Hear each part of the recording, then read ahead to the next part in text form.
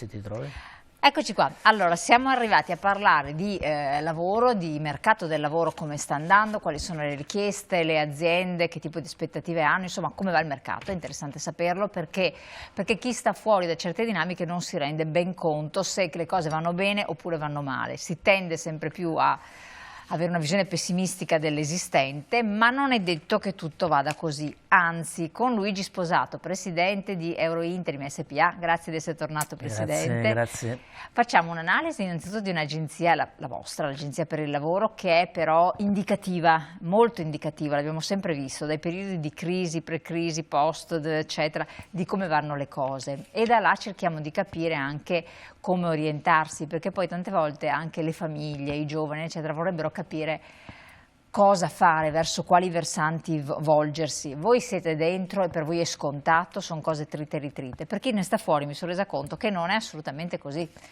E allora cerchiamo di vedere. Innanzitutto si chiude bene perché è un fatturato record, oltre 120 milioni di euro.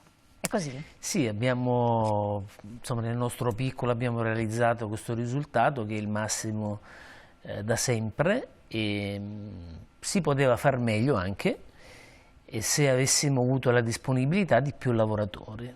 Per cui il paradosso è che il lavoro ce n'è e anche noi ci siamo trovati sì, nella necessità di dover individuare da più parti i lavoratori, spesso anche purtroppo non riuscendoci, e non ci riferiamo solo a lavoratori con professionalità, ma anche a lavoratori generici, lavoratori tra virgolette con buona volontà. E quindi se avessimo avuto più lavoratori avremmo potuto anche far meglio.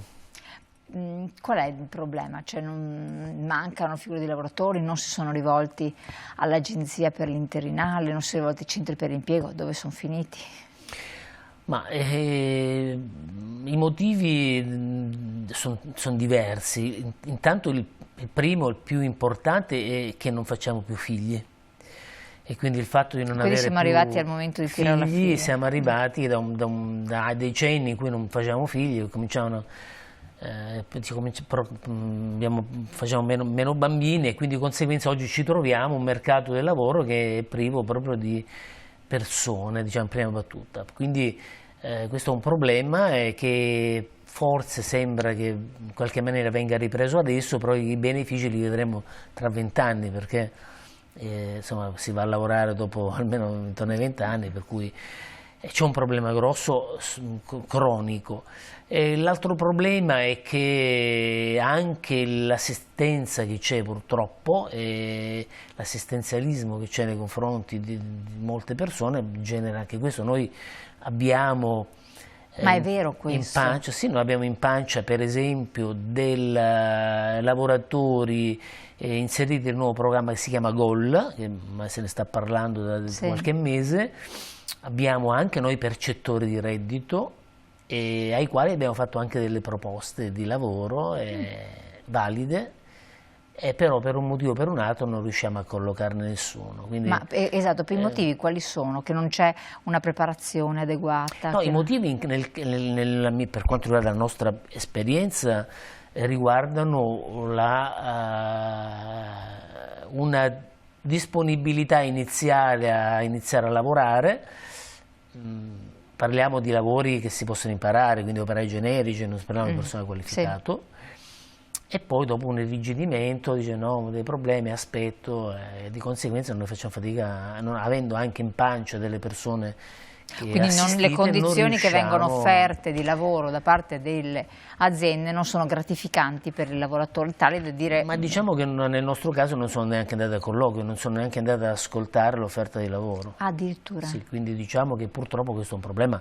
Io dico cose che si stanno dicendo, purtroppo il reddito di cittadinanza non ha aiutato. Considera che nel nord Italia abbiamo 460.000 percettori, almeno un 100.000 quando finirà questo sussidio si rimetteranno in circolo e questo aiuterà sicuramente a trovare mano personale. Però vuol dire che l'offerta da parte dell'azienda è tale quale se non appena superiore al reddito di cittadinanza, certo che i nostri gli stipendi nel senso quello che mette in tasca il lavoratore obiettivamente è poco. bisogna inserire, ma non perché l'azienda paga poco, come sai, paghiamo Sì, 1.000 ma euro, il cuneo fiscale ne paga parliamo 2.000, sempre. non è quello, in effetti il lavoratore che lavora in netto in tasca prende poco, prende un po' di più del reddito di cittadinanza, quindi non lo incentiva, però è anche vero che a fronte di offerte di lavoro sono persone che non si presentano al lavoro, non sono interessate, che nonostante siano in forza, in pancia alle agenzie o agli altri enti che fanno formazione, che sono inseriti all'interno delle politiche attive del lavoro, cioè soggetti che accompagnano queste persone a una nuova occupazione. Quindi noi abbiamo questo scopo e nel momento in cui gli proponiamo delle offerte non Però nel vengono frattempo, no, voi non li pagate, nel frattempo non sono accettate. solo Questo rientra all'interno del percorso di formazione, ecco. Quindi questo è un altro problema. Poi scontiamo sempre il problema, anche questo cronico, dell'incontro tra domanda e offerta di professionalità. Purtroppo le scuole non offrono personale adeguato, in questo senso si sta sopperendo sempre di più alle stanno emergendo sempre più le academy, sarebbe a dire la partecipazione tra agenzie e un'azienda o alcune aziende nel formare dei lavoratori specializzati in quell'ambito. Questo sta avvenendo, diciamo, per sopperire in questo caso non alla quantità ma alla qualità dei lavoratori. Quindi diciamo che le cause della mancata individuazione dei lavoratori sono tante. Ecco. Chiudo questo ambito dicendo che a mio avviso, oltre alle politiche sulla natalità, alle politiche attive, a tutto quello che serve alla formazione, alla riqualificazione, va benissimo, ma noi dobbiamo assolutamente prendere in mano la questione legata all'immigrazione. Noi potremmo avere tanti lavoratori immigrati con certe caratteristiche, con un'immigrazione ovviamente regolamentata, strutturata, non come quella che c'è adesso, che potrebbe consentirci di avere tanti lavoratori. Ma questo eviteremo anche di avere quelle tragedie del mare che abbiamo avuto proprio nella giornata di ieri. Ma se i lavoratori richiesti sono figure specialistiche in materie di competenze STEM, famose scientifiche, quindi devono avere anche una preparazione tecnica, no? Invece la maggior parte di chi è libero nel mercato non ce l'ha questa competenza, o se ce l'ha vuole essere pagato di più. È anche difficile per caso che un immigrato poi acquisisca queste competenze, che li si faccia fare tutti di questi corsi, cioè ci vuole comunque tanto tempo, o attitudine anche, che serve, perché l'operaio semplice in sé per sé che non è ricercatissimo. Certamente, è chiaro che bisogna strutturare un processo, un modello intelligente, completo, che consenta alle persone una selezione nei paesi di origine, l'insegnamento della lingua italiana, magari la conoscenza di alcune tematiche del mondo del lavoro nostro. È chiaro che deve essere fatta una cosa fatta bene, però attenzione che noi nella metà degli anni '80 abbiamo avuto una prima grande immigrazione dove non erano formatissimi, eppure sono stati soggetti, sono inseriti nelle aziende. E oggi sono la seconda generazione. È anche vero che in quel periodo le aziende erano tecnologicamente meno evolute, esatto. È anche vero, cioè tutto vero, però siccome tutto serve, potrebbe servire anche questo. C'è tutto insieme. Cos'è che allora, dal punto di vista dell'azienda con cui voi avete a che fare, cos'è che le aziende vi chiedono e che voi non riuscite a fornire, e cos'è che il lavoratore vi chiede e che l'azienda non riesce a dare? Ma per quanto riguarda le aziende, oggi le aziende, in considerazione della difficoltà che c'è di trovare personale, anche specializzato, spesso chiedono persone che abbiano certi requisiti di buona volontà, una base di professionalità, una base scolastica, buona volontà per poi formarle. Le aziende sono disperate, quindi sono disposte anche a formare persone che abbiano certi requisiti, diciamo, un certo tipo di attitudine, cosiddetti soft skill, no? da adottare. Questo chiedono le aziende, non chiedono grandi cose. Certo, se le avessero formati, se avessero persone qualificate, sarebbero più contenti. L'età è Per quanto riguarda invece i lavoratori, il lavoratore sta avvenendo questo, e anche questo un altro elemento di difficoltà di reperire personale, e sta avvenendo che il lavoratore cerca di più delle attività che gli consentono di conciliare la vita lavorativa e quella familiare. E il Covid in questo senso ha accentuato, ha accelerato cosa vuol dire, esatto, stare a casa. Hanno scoperto cosa vuol dire stare a casa, poter lavorare da casa, poter conciliare, avere orari flessibili. Da qui le aziende debbono anche offrire anche un welfare interessante per i lavoratori, quindi inteso come flessibilità aziendale, di orario, incentivi, insomma il lavoratore chiede questo.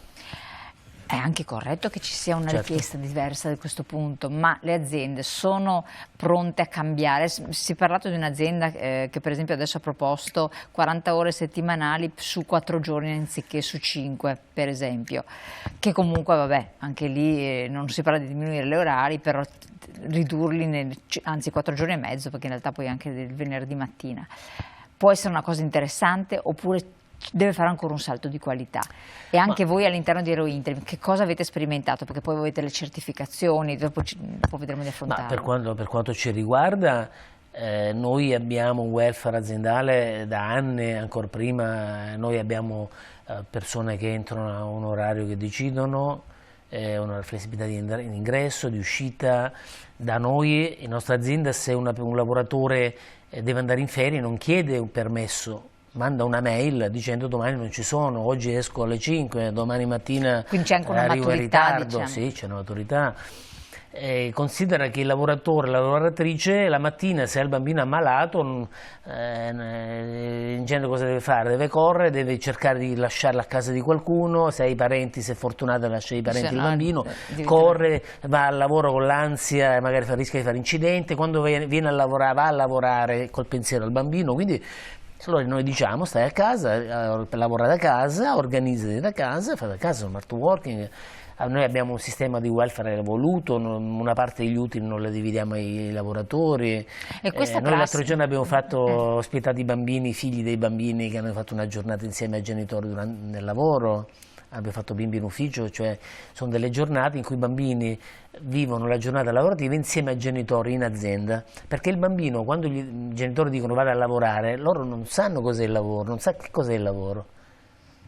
Quindi andando a lavorare vedono dove lavorano i genitori, come si trovano, insomma, e quindi noi siamo evoluti. In generale le aziende saranno e sono costrette ad andare in questa direzione per cercare di attirare i lavoratori e per cercare poi di tenerli. Maturità, ripeto, c'è un discorso che purtroppo sarà necessario, altrimenti il lavoratore cambia, va via. Sempre di più il lavoratore è vero che ha uno stipendio, diciamo che ha contratto, quegli stipendi italiani sono bassi, però il lavoratore adesso sta cambiando, il lavoratore che fa esperienza ormai è così evoluto, sta diventando evoluto che va a proporsi ad aziende diverse per avere contratti diversi, per avere agevolazioni differenti, sta cambiando, per questo le aziende devono stare attenti a far stare bene i lavoratori. Nella nostra azienda noi abbiamo un turnover dopo 25 anni pressoché inesistente, evidentemente i nostri lavoratori stanno bene. Infatti. No, ma questo può essere anche un know-how che voi potete suggerire come pratica formativa anche per le aziende, no?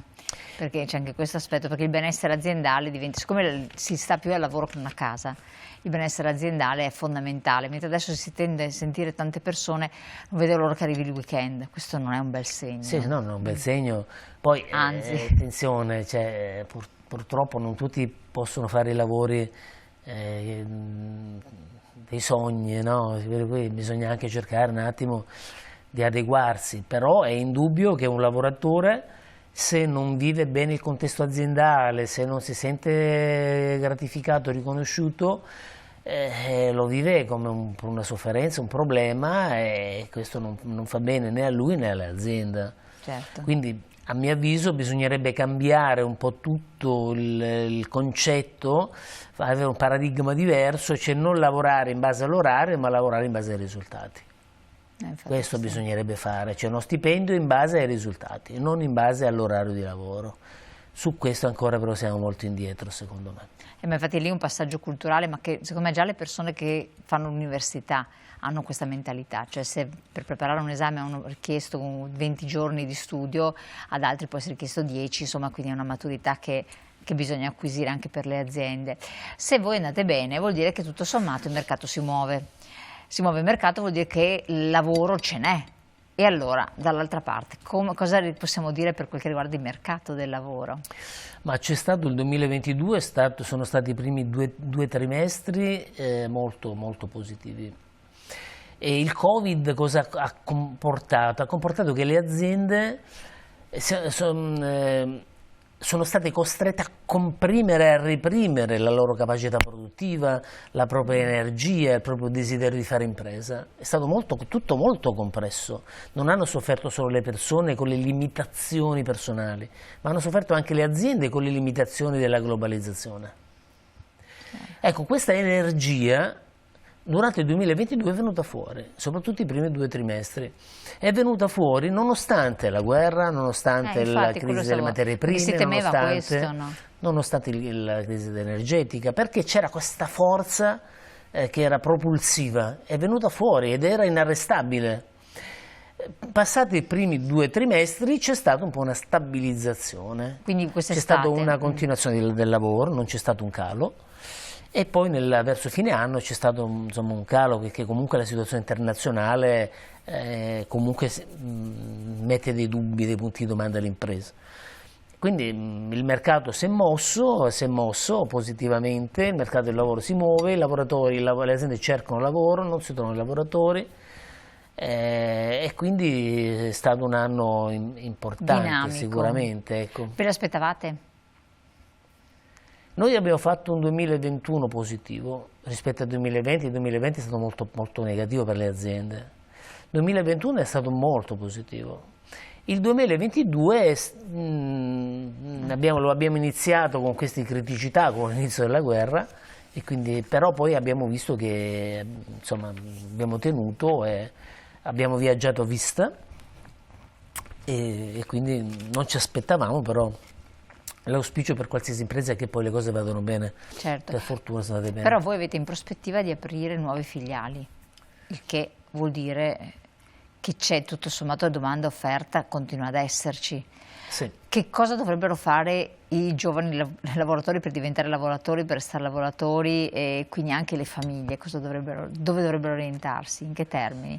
E quindi qua mi riferisco non solo a chi dopo andrà a iscriversi successivamente alle scuole superiori, istituti tecnici o licei oppure all'università, visto che poi questo è il momento un po' di valutazioni e considerazioni.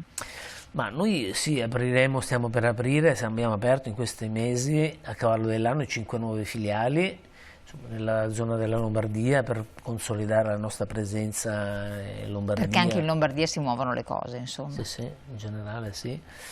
E adesso prevediamo altre aperture anche in altri posti.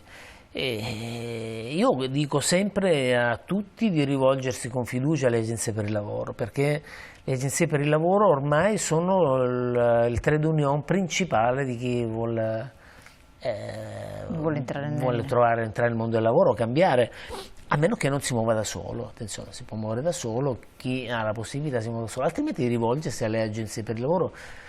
Ormai siamo riconosciuti come coloro che in qualche maniera intercettano, intercettano. Persino il pubblico si sta accorgendo che è importante una sinergia con le agenzie per il lavoro, ecco, mentre fino a qualche anno fa anche col decreto dignità erano state demonizzate, le agenzie per il lavoro erano state etichettate come dei caporali, cioè una follia che può dire solo chi non ha mai lavorato, insomma, ecco. Oggi si è accorto anche il pubblico dell'importanza di creare sinergie. Attenzione, sinergie che ci spaventano, Noi, perché le agenzie per il lavoro, quando il pubblico chiede sinergie, non è che sono felicissime, perché non sai mai cosa ti aspetta, quali vincoli ti mettono, quali sono gli obblighi da adempiere, cioè attenzione, che non è che le agenzie vedano sempre, noi stiamo aspettando, siccome si parla di collaborazione, sinergie, stiamo aspettando di capire se è una cosa conveniente per noi o se sono solo aspetti burocratici che appesantiscono. Perché i centri per l'impiego dovrebbero riprendere piede sempre più, però ci sono dei però anche lì, no? Non c'è non vedo soluzione.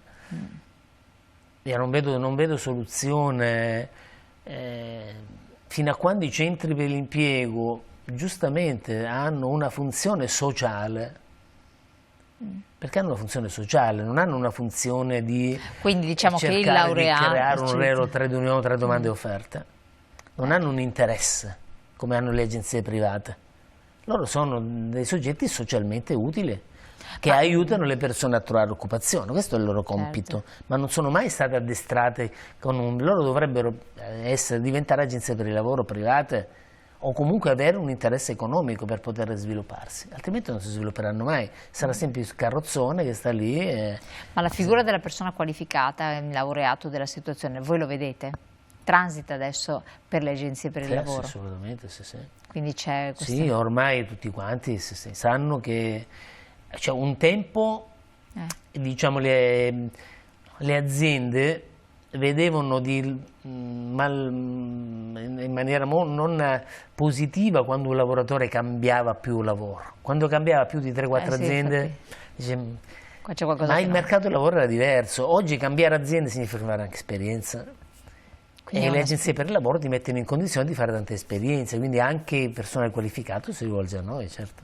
Le competenze, allora abbiamo uomini, donne, più donne che comunque disoccupate, che non hanno lavoro o che non si mettono nel mercato del lavoro per varie situazioni, e poi 25 anni diciamo che è un'età importante, no? Perché? Ma allora noi per quanto riguarda il sesso dovremmo avere intorno al 40% di donne che mandiamo al lavoro, a parte il personale di sede, di struttura nostro, che è quasi l'80% femminile, quello di Eurointer. Sì. Poi le persone che mandiamo a lavorare sono un 60-40, 60 uomini, 40 donne.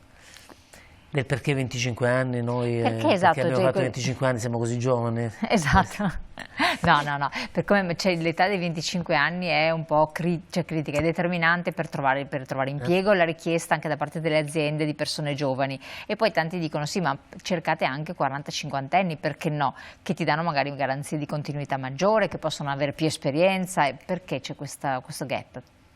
Secondo lei? Ma guarda, io quello che ho visto in questi anni, allora intanto la persona giovane, under 29 per capirci, ha tutta una serie consente all'azienda che l'assume di avere tutta una serie di agevolazioni. E quindi è questo il discorso. E quindi c'è tra stage, tirocini, apprendistato, diciamo ci sono tantissime occasioni. No, questo serve per capire tanti ragazzi giovani che stanno lì ad aspettare, che c'è una grossa opportunità intorno a quest'età qua, no? Proprio perché è l'azienda che è agevolata a farlo, quindi devono muoversi. Sì, questo è il periodo, entro i 30 anni è il periodo migliore per cercare di mettersi in gioco.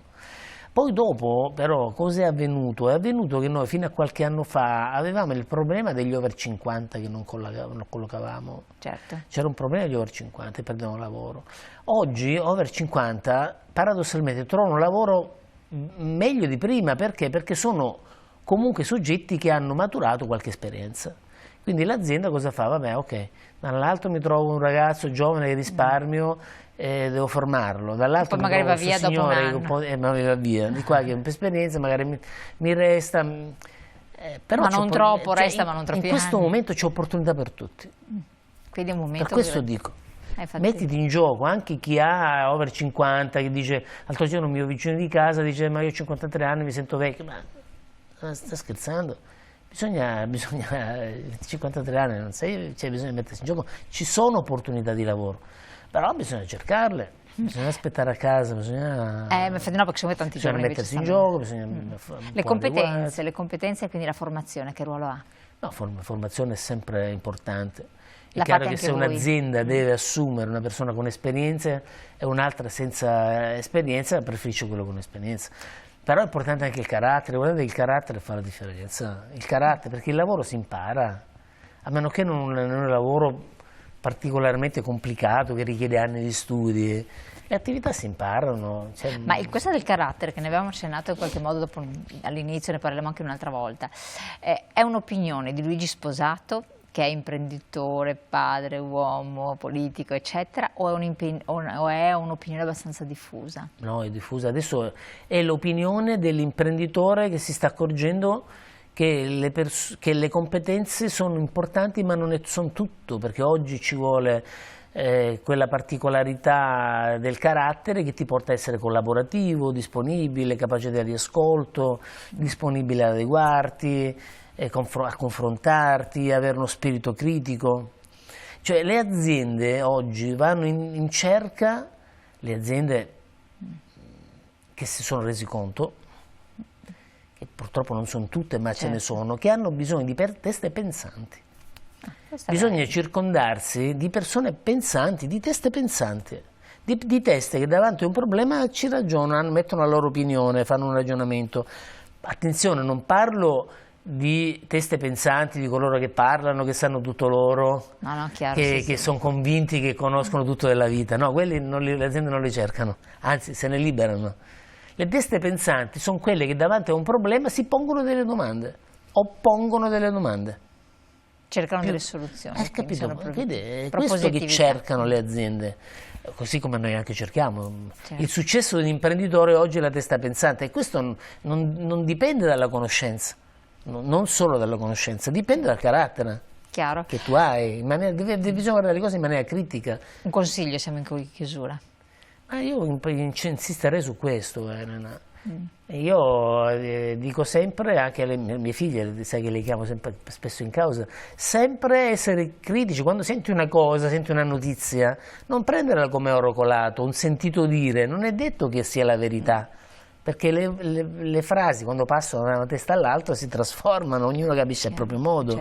Vai alla fonte, cerca di approfondire, cerca di avere una tua opinione sulle cose. Cioè, è importante per un imprenditore che cresce, e in genere è circondato di persone di questo tipo, persone che sposano ovviamente la missione aziendale, chiaro, devi sposarla, devi condividere, qui subentrano gli altri argomenti che abbiamo fatto, ma poi ci mettono del proprio, mettono la propria testa, il proprio ingegno. Quando c'è un problema, un imprenditore non vuole persone che gli portano il problema, vogliono gli imprenditori persone che gli portano il problema, ma che gli portino anche una o due soluzioni, o due proposte di soluzione, la soluzione da condividere insieme. Questo è l'imprenditore che cresce, perché l'imprenditore non è che può saper fare tutto. Cioè. Bella questa battuta di questa io questo mi sento di dire, mi sento che è importante. Fa riflettere magari chi ci ascolta ed è importante. Luigi Sposato, tanto buon lavoro, magari ci vedremo ancora. Ci sono tante altre. Se mi inviti io vengo spesso. Volentierissimo. Le questioni, le tematiche ci sono, poi voi siete anche un'azienda molto dinamica, a parte che Luigi Sposato in sé per sé è molto dinamico, ci racconterà il nuovo. A parte il fisico, diciamo. L'aspetto fisico non è molto dinamico. Dimagrito, quindi c'è qualche attività fisica che sta facendo, non ancora. Mangio meno. Già quindi faccio meno attività fisica con la forchetta. È già importante questo. Allora grazie ancora Luigi Sposato, grazie a voi telespettatori, vi lascio la pubblicità, ci rivediamo dopo.